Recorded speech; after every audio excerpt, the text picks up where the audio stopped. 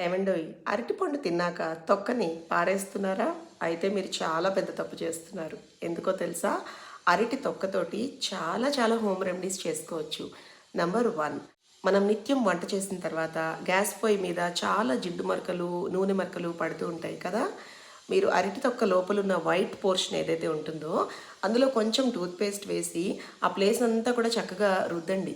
ఒక పావుగంట సేపు వదిలేసి తర్వాత విమ్ వాటర్ తోటి లేదంటే నార్మల్ వాటర్ తోటి కడిగేసి చూడండి. మీ గ్యాస్ పొయ్యి తళతళ మెరిసిపోతుంది. అంతే కాదండి, సింక్ పక్కన ఉన్న మురికి అదంతా కూడా అరటి తొక్కతో రుద్ది మీరు క్లీన్ చేసుకోండి. ఎంత రిఫ్రెష్డ్‌గా ఉంటుందో మీ కిచెను. ఖచ్చితంగా నేను ట్రై చేసి చెప్తున్న రెమెడీ ఇది. మీరు కూడా ట్రై చేయండి.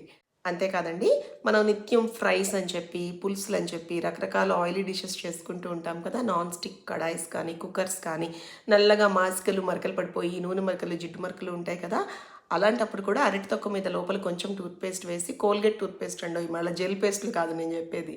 లోపలంతా కూడా మంచిగా రుద్దేసేసి, తర్వాత నార్మల్‌గా విమ్ లిక్విడ్ తోటి ఒక స్పాంజ్ ఆర్ స్క్రబ్ తోటి క్లీన్ చేసేసుకోండి. చాలా చాలా ఫ్రెష్‌గా వచ్చేస్తాయి మీ వంటిల్లు, అలాగే మీరు వాడుకునే యుటెన్సిల్స్ కూడా. And last but not least, అరటి తొక్కలు అరటిపండు తిన్న తర్వాత చిన్నగా చాప్ చేసేయండి ముక్కలుగా.